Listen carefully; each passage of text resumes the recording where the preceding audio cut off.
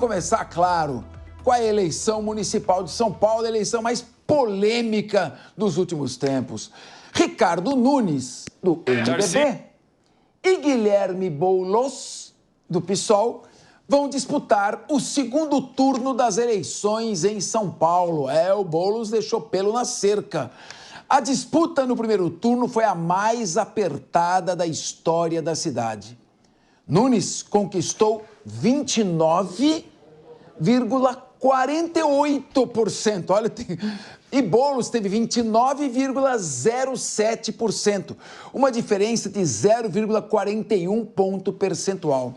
O empresário e ex-coach Pablo Marçal ficou em terceiro lugar na disputa, com 28,14% dos votos válidos, apenas 0,93% atrás do candidato do PSOL. Foi tudo muito coladinho. Após o resultado do primeiro turno, Nunes agradeceu o apoio decisivo do governador Tarcísio de Freitas na campanha. Vamos acompanhar o que ele disse? Tarcísio tem nos ajudado muito antes das eleições. Tarcísio tem sido um grande irmão, tem nos ajudado muito nos trabalhos que a gente vem desenvolvendo na prefeitura. Todas as parcerias juntas da prefeitura e do estado nos possibilitou avançar muito. E isso fez com que a nossa avaliação de governo fosse maior. Tem esse início lá atrás, de todos os dias a gente conversar, da equipe do governo do estado ser a mesma equipe da prefeitura e da prefeitura ser do estado. Essa harmonia, essa união de trabalho entre o estado e a prefeitura foi de fundamental importância para a gente desenvolver tantos e tantos projetos. Bem, eu estava prestando atenção no Kassab. O Kassab está magrinho, de camiseta preta, está elegante, hein, Gilberto? Boulos também falou após o resultado. Ao lado da sua vice, Marta Suplicy, que foi secretária do Ricardo Nunes, o candidato acenou para a periferia. Vamos acompanhar. O compromisso é para fazer uma São Paulo em que a riqueza não fique só na Faria Lima, não fique só na Avenida Paulista, em que a riqueza chegue para todos. Essa eleição, no segundo turno, também vai ser uma comparação de trajetórias. Do nosso lado, nós temos com muito orgulho uma trajetória comprometida com a luta daqueles que mais precisam. Muito bem. Luana Tavares, o que você achou? Foi eleição já... As pesquisas erraram. Deram o Boulos lá na frente, ainda que pouco na frente, mas erraram. Tá certo? Aí deu Ricardo Nunes e o Marçal também, se não fosse lá aquele erro no final da campanha. Aliás, Marçal, meu filho, deixa eu te explicar uma coisa. Advogado é que nem vinho. Se você economiza, você tem dor de cabeça no final. Luana Tavares, qual a sua avaliação? Boa tarde a todos que nos acompanham. Boa tarde, Capês. Muito obrigada. Boa tarde aos colegas aqui de bancada. Um prazer estar com vocês hoje, um dia depois das eleições, como o Capês falou, eleições que deixaram todos aí muito preocupados nas últimas semanas com qual seria o desfecho, se a gente poderia acreditar ou não nas pesquisas, se todas as dificuldades que foram acontecendo ao longo desses capítulos, né, que mais parecia uma novela, que cada hora tinha um desfecho diferente, até o último segundo ali, né, a gente teve candidato indo votar de chinelo, enfim, faltando 5 minutos para acabar a sessão. Então, assim, realmente despertou muita ansiedade na população aqui do nosso estado e principalmente da cidade de São Paulo, que estava aí sendo palco de uma campanha que foi acompanhada pelo Brasil inteiro, quase pelo mundo inteiro. Ia dizer o mundo inteiro, mas acho que não iria mentir se dissesse, né? Que com certeza outros países estavam atentos aqui com o que estava acontecendo. Acho que o resultado, realmente, em termos de pesquisa, Capês, a gente sabe que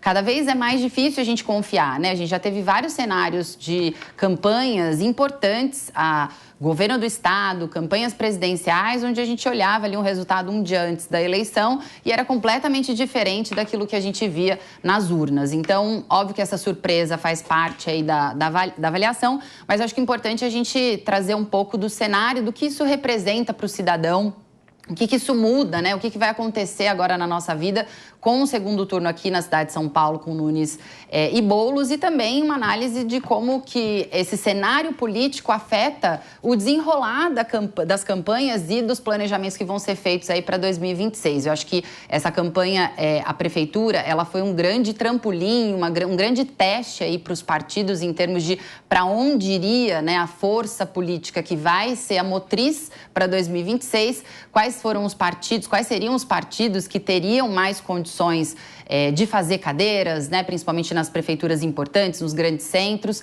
Aqui em São Paulo, obviamente, a gente vai ter um segundo turno que se configura numa mudança aí, né, de realocação dos votos, para quem que vai os votos de Pablo Marçal, para quem que vai os votos ali de Tabata Amaral, que teve entre, né, os 4 nomes ali, ela era a 4ª melhor colocada, foi a melhor colocada.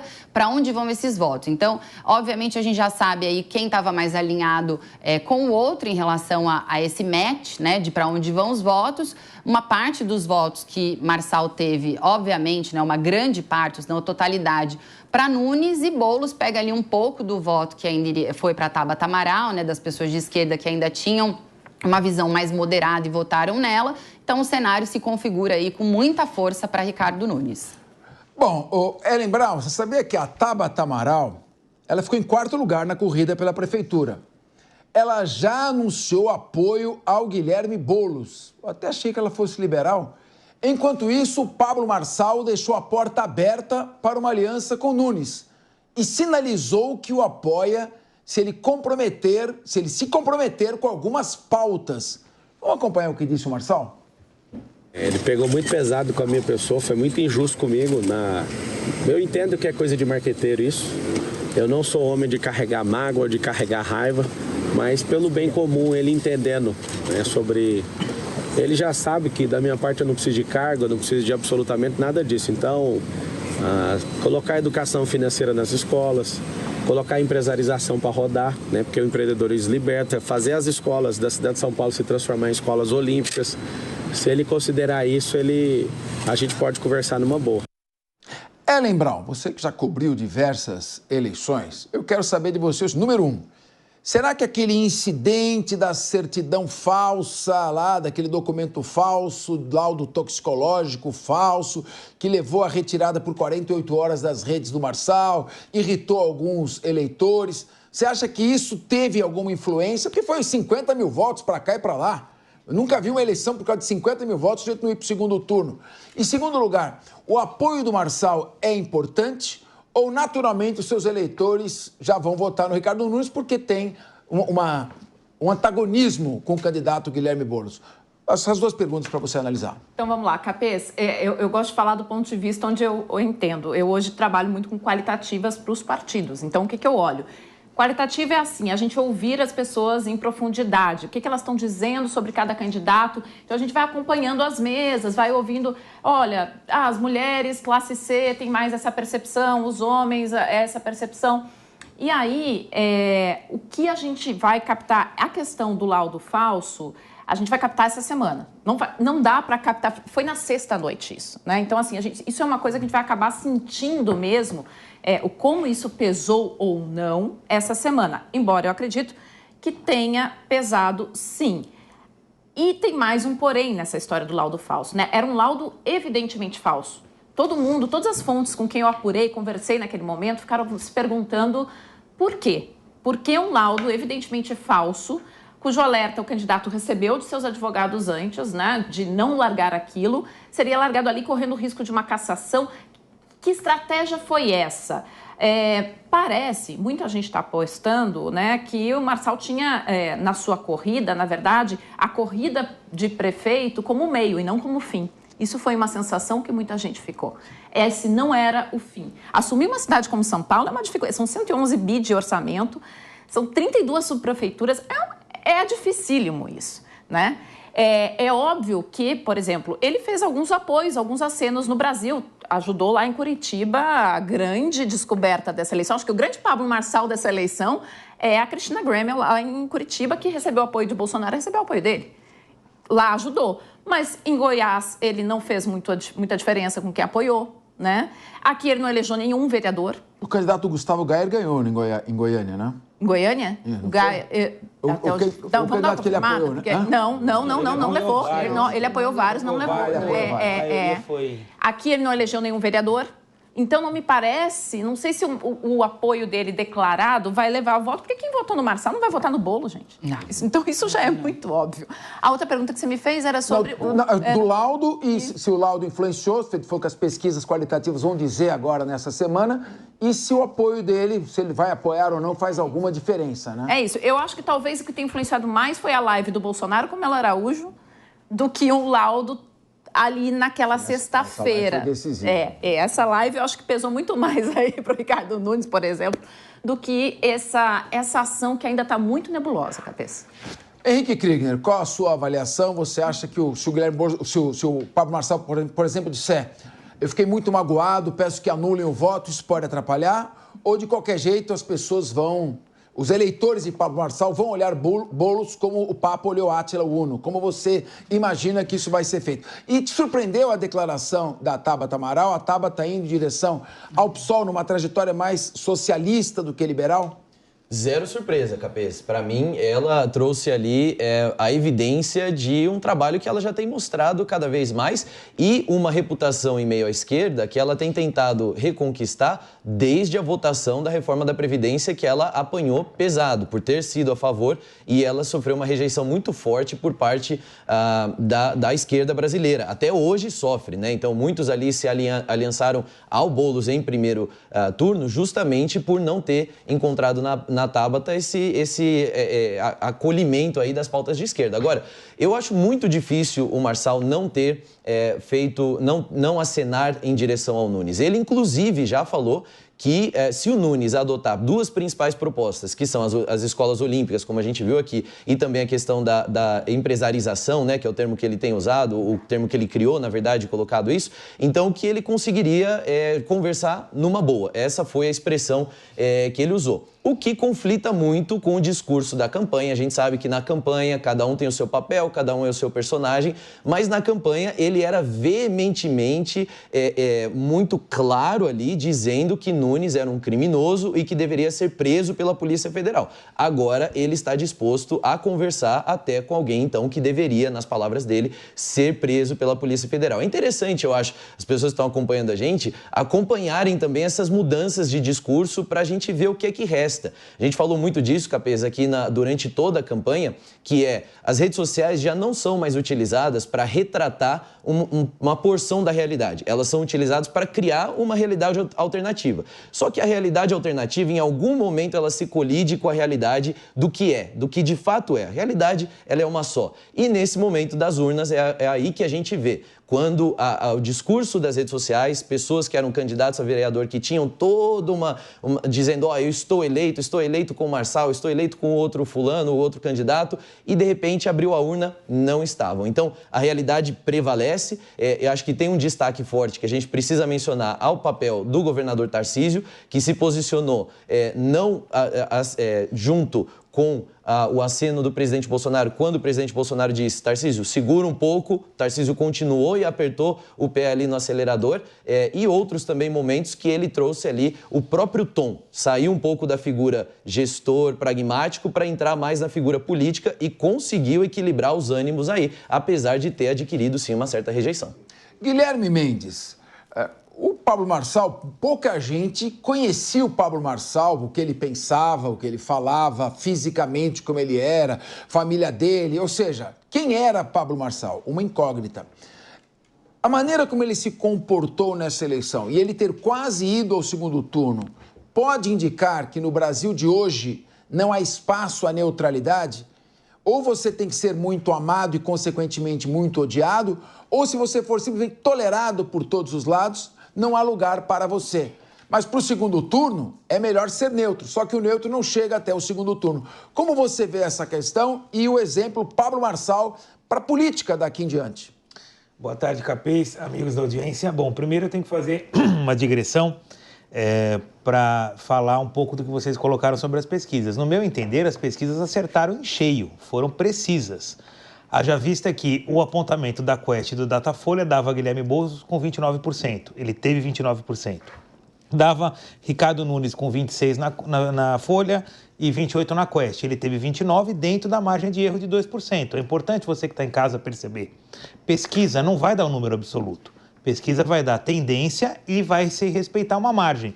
Ou seja, 2% para mais, 2% para menos, está certo. Eles apontaram precisamente os 3 que chegariam que o Boulos ia ganhar. Mas aí que tá, Capês, você mesmo colocou. Estava no impacto técnico, Capês. Mas 29 a 26 é diferente de 29 a 29. A única que errou mesmo foi Atlas Intel. O resto foi. E olha, veja só, nós tivemos uma diferença de Nunes para Boulos de 25 mil votos e de Boulos para Marçal de 58 mil votos. No universo de 9 milhões, não é nada isso. Não é nada. Então, é importante deixar muito claro que as pesquisas dessa vez foram muito assertivas, foram muito precisas. Se as pessoas gostam ou não de pesquisa, se tomam decisão com base em pesquisa, essa é uma outra discussão. Mas, tecnicamente, as pesquisas acertaram. E, diferentemente até dessa questão que você colocou, Capês, sobre os extremos, eu acho que essa eleição demonstrou que o povo brasileiro, pelo contrário, ele tende a um equilíbrio. O grande vencedor das eleições municipais no Brasil foi o PSD, que é um partido de centro e que ora pende à direita, ora pende à esquerda. Haja vista que o ex-ministro Gilberto Kassab participa do governo federal, do governo Lula, elegeu no Rio de Janeiro o seu candidato com uma votação expressiva em primeiro turno, esmagadora, vencendo o bolsonarismo, e aqui em São Paulo está aí posando ao lado do prefeito Ricardo Nunes, é o grande articulador da candidatura Nunes e também foi do governador Tarcísio, o que mostra que o centro consegue trabalhar tanto com o espectro político da esquerda quanto do da direita, pelo menos nas 2 maiores cidades do Brasil. Fora o resultado expressivo, o Brasil afora foram mais de 800 municípios, um crescimento de fato assustador. Mas aí, Guilherme, o Guilherme fala e não explica. Não. Eu quero saber o seguinte, fala. Eu quero saber, o Kriegner, porque ele fica lá surfando. Eu queria saber o seguinte, se o Pablo Marçal não se comportasse da maneira como ele se comportou, ele ia chegar encostado nesses 2 gigantes que estão de um lado unindo forças da direita, centro-direita, centro-esquerda e do outro lado a esquerda, ou não? Será que ele não errou talvez na dose, mas esse comportamento não indica que a neutralidade... Onde é que está a outra candidata do Novo? É isso que eu estou perguntando. Não, mas existe espaço para o candidato moderado que fala, responder. Eu tenho minha proposta, é assim, educadamente. Não existe. Tanto existe que essa eleição foi o drive de boas gestões. Exatamente. O drive dela foi as boas gestões. Drive de boas gestões? Não, mas aí eu acho que os caras só botaram se matar na campanha? Essa campanha marcada até por crimes, né? Nós estamos falando de uma campanha... Kriegner, a Ellen, depois o Guilherme, volta a palavra para o Guilherme. Uma campanha marcada por crimes em São Paulo, mas também em outras cidades também. Agora, eu acho que a campanha da cadeirada. A gente precisa lembrar disso, né? Não dá para dizer que foi uma campanha temperada, baseada só em projetos, porque, especialmente, vamos fazer o recorte aqui para São Paulo, nós não vimos projetos, nós não vimos pautas assim.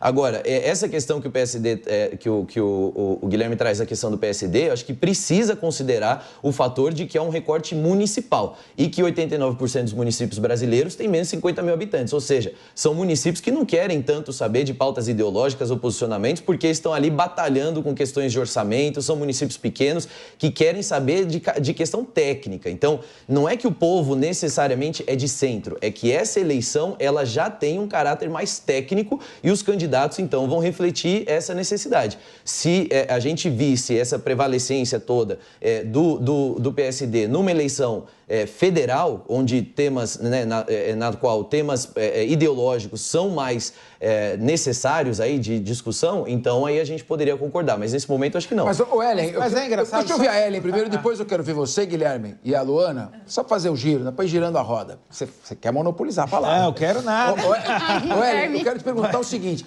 Nós temos um laboratório... São Paulo, a cidade de São Paulo, é o laboratório do país. Tem brasileiros de todas as origens aqui, de todos os locais, todas as raças, todas as ideologias que aqui se encontram. Eu acho que quando eu pergunto sobre o comportamento eleitoral, eu não estou pegando uma cidade de 2 mil habitantes, estou pegando a capital paulista.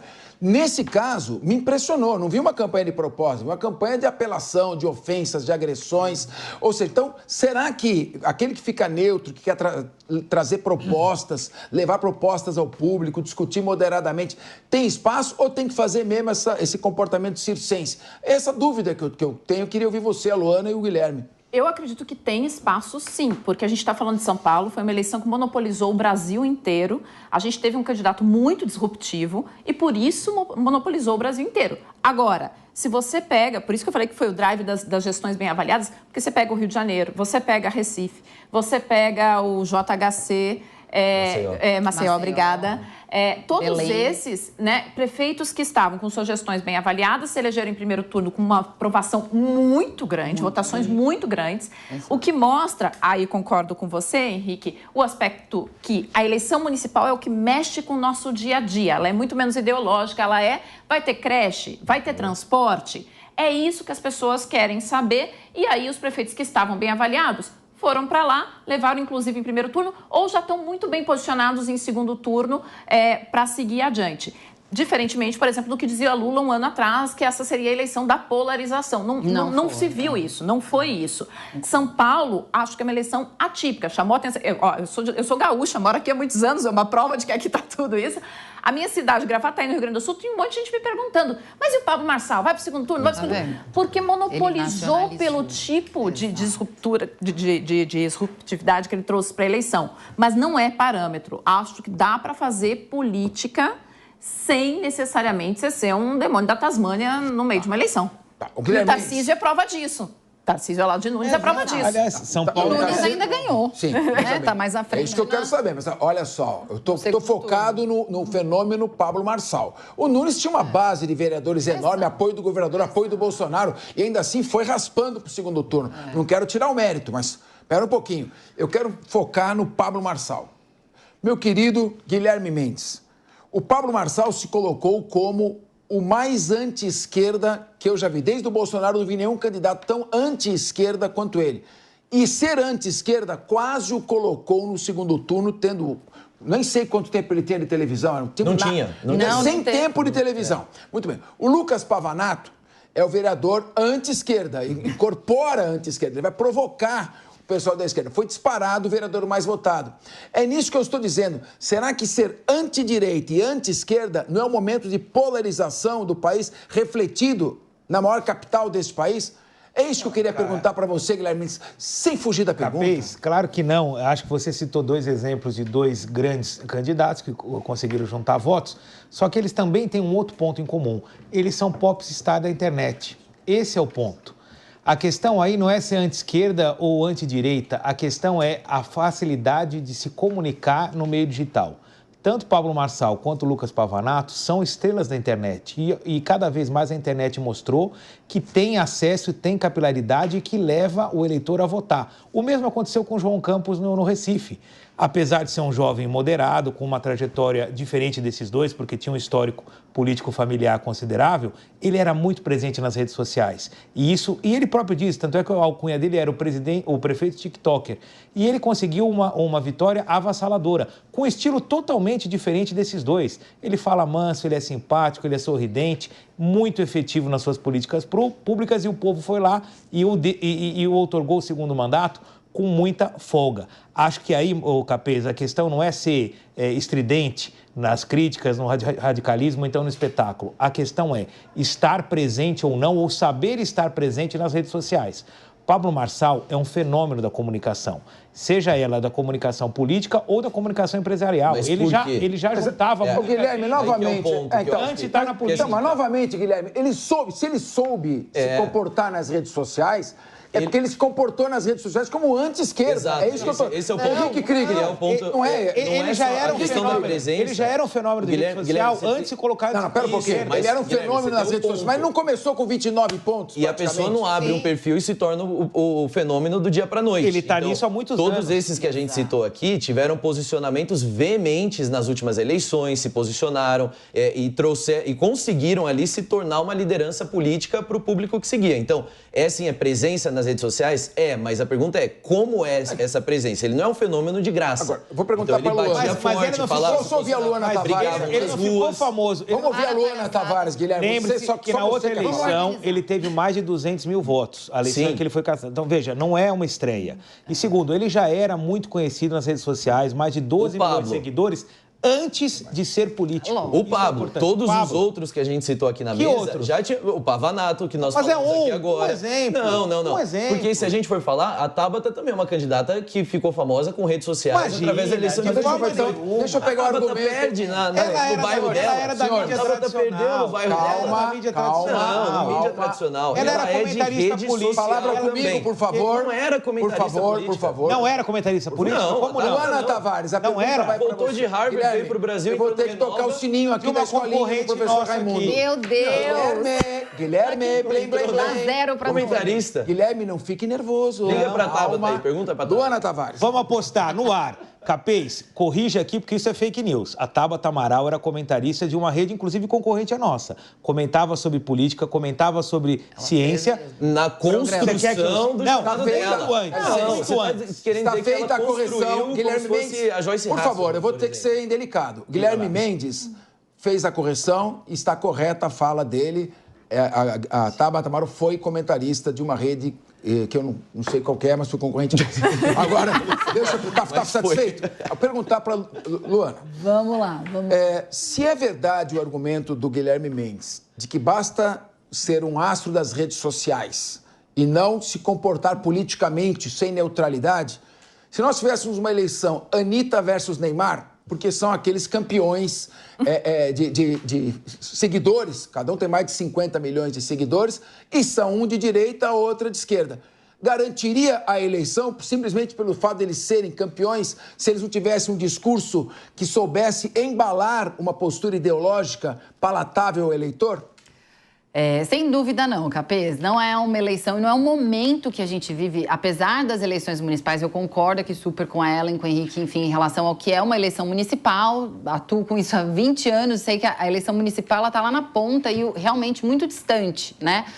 Das pautas ideológicas. Porém, nos grandes centros, né, nos municípios menores, com certeza essa avaliação ela fica completamente dispersa de acordo com as correntes políticas que já estão ali e, de fato, a entrega de serviços públicos conta muito. Mas quando você fala dos grandes centros, nesse momento, e eu queria chamar a atenção aqui do que a gente acabou de discutir, a eleição de São Paulo ela não foi uma eleição municipal, principalmente para Pablo Marçal. Ele não estava concorrendo à Prefeitura de São Paulo, gente. Ele estava concorrendo a uma vaga e a um espaço político para que ele fosse candidato, para que ele seja candidato em 2026 ou qualquer outra pretensão política que ele tenha, seja presidência, seja governo do Estado. Que é o argumento da Ellen. Na minha visão, assim, ela só se tornou tão agressiva e aí, na minha visão, você precisa ser radical no seu posicionamento, radical na defesa das suas pautas, na defesa das suas causas, mas ir para o nível de agressividade, de intolerância, de desrespeito às leis, desrespeito às pessoas, realmente...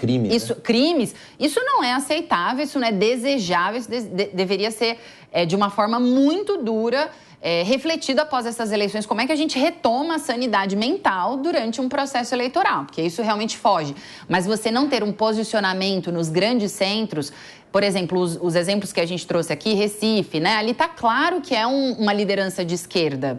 Então, associou uma liderança de esquerda com uma boa avaliação, ele fez uma eleição com 80%, assim, a eleição histórica, né, da cidade de Recife, a votação histórica que João Campos recebeu. Então, assim, ali teve um fenômeno que uniu as duas coisas, um posicionamento político e uma entrega que estava sendo bem avaliada pela população. Mas, nesse momento no Brasil, é muito difícil você ser moderado. A gente está passando por um processo de instabilidade política onde qualquer posicionamento que não esteja alinhado a as duas vias que hoje estão polarizando, diminui sim a chance desse candidato. Senão a gente teria conseguido, apesar das cadeiradas, apesar dos socos e de toda a situação trágica que a gente teve aqui na eleição, a gente teria conseguido ter um pouco mais de resultado em outros candidatos moderados a partir, né, de um posicionamento ali, até uma forma das pessoas irem contra esse tipo de posicionamento. Pelo contrário, uma pessoa que teve esse posicionamento teve aqui mais de 1.600.000 votos e teve quase ali perto de disputar o segundo turno. De novo, é uma eleição que foi um trampolim e não foi uma eleição falando com o eleitor, falando dos problemas da cidade, falando com quem está aqui. Tanto é que as pessoas lá na cidade da Ellen sabiam quem era o candidato aqui de São Paulo, e foi assim no Brasil inteiro. Agora eu quero devolver a palavra ao nosso Guilherme Mendes, fazer uma pergunta para ele com o comentário do Henrique Kriegner. Agora que eles acalmaram um pouco. Estavam quase se pegando aqui. Chega, as cadeiras aqui não precisam ser parafusadas. Não. Por favor. Então, eu queria perguntar para você, Guilherme, com o comentário do Henrique depois, eu senti a ausência do presidente Lula na campanha do Guilherme Boulos. Seria um mau pressentimento? Em que sentido mau pressentimento? Que o Boulos não vai ganhar. Não, veja, na véspera da eleição, o presidente Lula estava aqui na Zona Leste fazendo carreata com o Guilherme Boulos. Eu acho que ele estava presente. E é até bom que ele não estivesse, porque ele, como presidente da República, ele tem que se manter distante de uma eleição, porque ele vai e é presidente de todos os prefeitos. E o candidato e prefeito reeleito Eduardo Paes, a primeira coisa que fez foi agradecer ao presidente Lula. E o presidente Lula esteve muito menos no Rio de Janeiro do que esteve em São Paulo.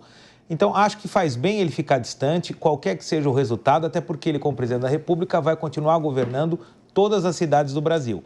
Participar não faz parte, não cabe ao presidente da República, e acho que o presidente Lula já disse isso uma vez, ser cabo eleitoral de ninguém. Pelo contrário, os outros é que devem ser cabos eleitorais do presidente, seja ele quem for. E acho que é importante vocês colocar uma questão. O eleitor rechaçou esse modelo estridente de fazer política. O fato do Pablo Marçal não ter ido para o segundo turno, o fato do Datena, depois do episódio da cadeirada, ter tido uma votação pífia, mostrou o quê? Que o caminho não é esse. O eleitor não quer isso. Porque se fosse diferente, o Datena era para ter subido e muito, e aparentemente na primeira pesquisa ele subiu, mas na hora que abriu a urna, a votação dele foi irrisória, beirando 1%.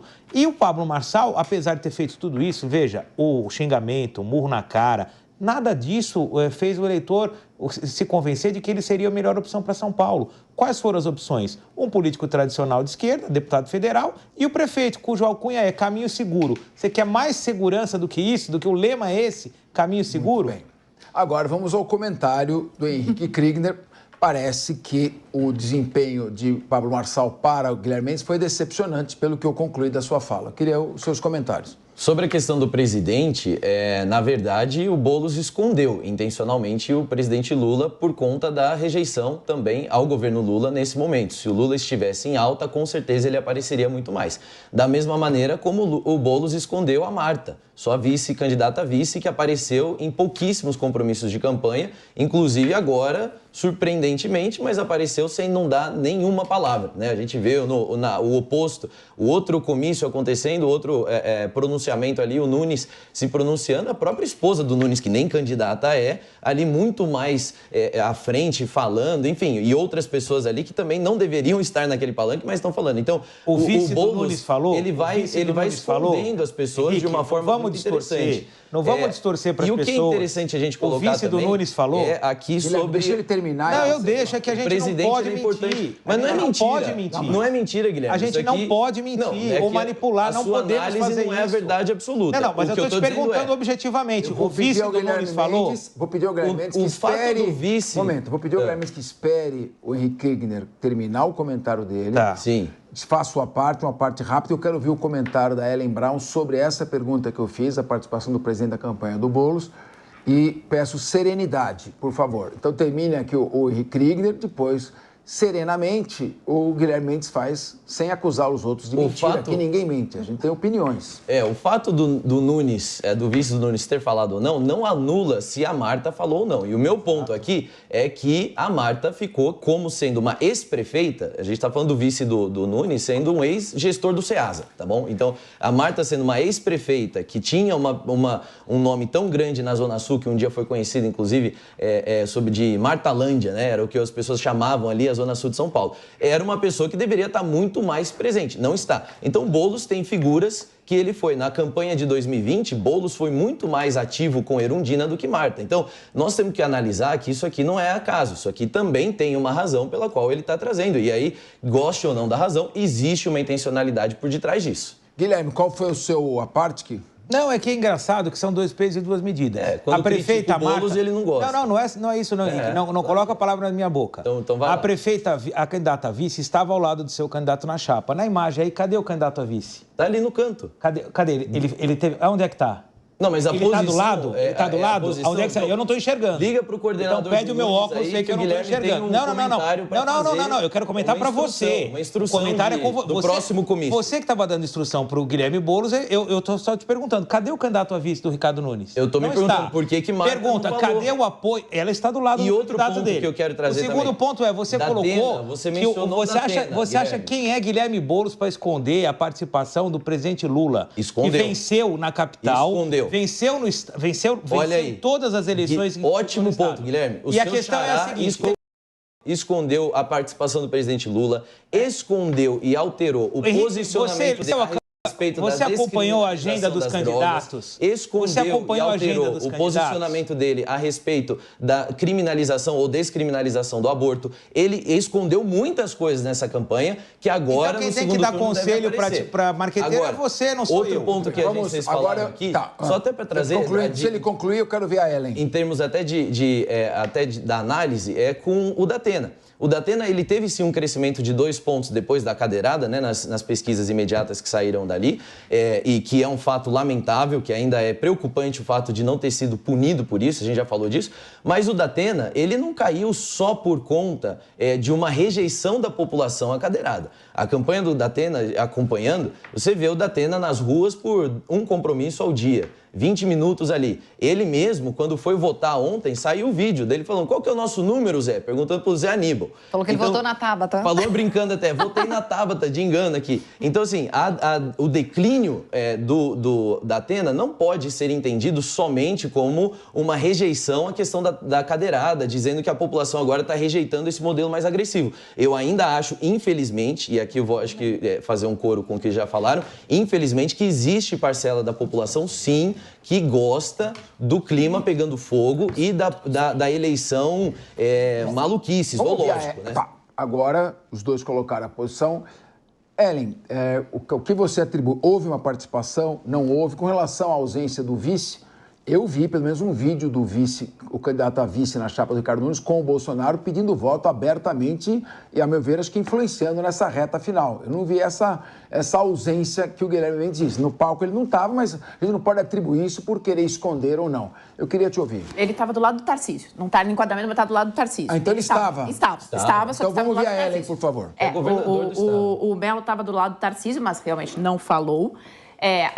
Não apareceu tanto na campanha, mas fez a live que muita gente está atribuindo a ter sido uma live fundamental quando o Bolsonaro... Ele viajou para o Rio de Janeiro para fazer essa live com o Bolsonaro, a pedido de Tarcísio e daquela cúpula que a gente está vendo ali no palco, nessa imagem. Tem ali o Kassab, tem ali o Baleia Rossi, o Tarcísio. Essa tríade é a grande tríade que ajudou a costurar e sem ele seria muito difícil o Ricardo Nunes estar aí nesse segundo turno, porque era um candidato difícil de ser trabalhado. Agora, Lula participou de algumas campanhas até o mês de agosto. Acredito que ali em agosto ele começa a tirar o pé, entendendo que o cenário é muito complicado e não querendo colar sua imagem a esse cenário complicado de derrotas do PT, que não levou nenhuma capital. Está no segundo turno, por exemplo, em Porto Alegre, mas com uma dificuldade imensa, com uma Maria do Rosário que tem uma rejeição muito grande. Em Fortaleza, ele foi para o segundo turno, a despeito com o Evandro Leitão, a despeito do que apontavam as pesquisas, que não apontavam, né? Houve um pedido ali do PDT para que o Lula não influenciasse tanto na eleição. Agora o Evandro Leitão vai para o segundo turno, a ver se o Lula vai participar. Mas, por exemplo, o Lula veio aqui no sábado, antes da eleição, mas era para ter vindo uma semana antes, não veio. Realmente se retirou. Agora, ele passou quase que a campanha inteira mais fora do país do que dentro, né? Teve isso. Eu acho que a preocupação dele maior está mais para fora do país do que para dentro. Ele influenciou muito menos na eleição do que se esperava para muitos candidatos petistas. Luana Tavares. Sim, a minha linha é muito parecida com a da Ellen. Realmente não foi uma participação contundente. E também a gente viu, assim, o efeito dessa participação aqui em São Paulo, ela pesou, ainda que tenha sido com ressalvas aí dessa preponderância, né, que tanto o presidente Lula quanto Jair Bolsonaro poderiam ter, mas também por conta desse holofote enorme que a campanha recebeu. Assim, seria muito difícil prever qual seria o resultado, sendo que cada dia tinha um evento diferente, né? Uma mudança diferente ali em relação a quem era o agressor, o agredido, quem poderia ser delatado, quem poderia ser ali processado por alguma outra denúncia sendo fake ou não, né? Como a gente viu que aconteceu. Então, um cenário muito delicado realmente. E eu acho que essa análise, né, de como ficaram as prefeituras no Brasil é muito importante se fazer para entender qual foi a força ou a perda de força que esses partidos mais importantes ganharam, né? Os partidos de centro-direita ganharam muito mais e foi o que mais foi, inclusive, divulgado entre ontem e hoje aí, em relação ao resultado da eleição. Só que, comparando com o resultado das eleições anteriores, os partidos de centro-direita tiveram mais ou menos a mesma configuração ali em números de prefeituras, né? Foi grande, foi maior, é a maior participação entre todos os partidos, mas comparando com o cenário de 2020, não é assim um aumento ou um crescimento tão grande. O PL é a novidade, né? Por ter uma participação maior, foi 44%, se eu não me engano, o salto que o PL teve, e o PT que teve um salto ali de algumas prefeituras, né? Comparando da última eleição para essa, mas não foi um salto grande, como a Ellen colocou, em capitais principalmente, que é onde seria a grande força. Ou seja, acho que tudo é passível de se analisar, entender ali, né, para que lado que foi, para que vento que soprou, mas o que mais importa, na minha visão, para quem está aqui acompanhando a gente é o que isso muda na minha vida, o que vai acontecer nas eleições no segundo turno, o que vai acontecer nas campanhas de 26, a partir desse resultado, porque a prefeitura, apesar de atender as demandas do cidadão no dia a dia, são 4 anos que a gente vai ter, seja com Boulos, seja com Nunes daqui para frente, ela é, sim, a base eleitoral, apesar da polarização e todo esse debate nacional não influenciar, o que influencia são as prefeituras no momento de campanhas nacionais. Por quê? São elas que fazem as bases eleitorais para os candidatos que vão vir em 2026. E os partidos de centro-direita realmente foram os que se beneficiaram, principalmente o PSD, obviamente aí sendo o primeiro, né? E cresceu 33%. Olha, Luana, olha o Melo Araújo ali ao lado do Tarcísio ali. Voltaram a imagem. Voltando a imagem.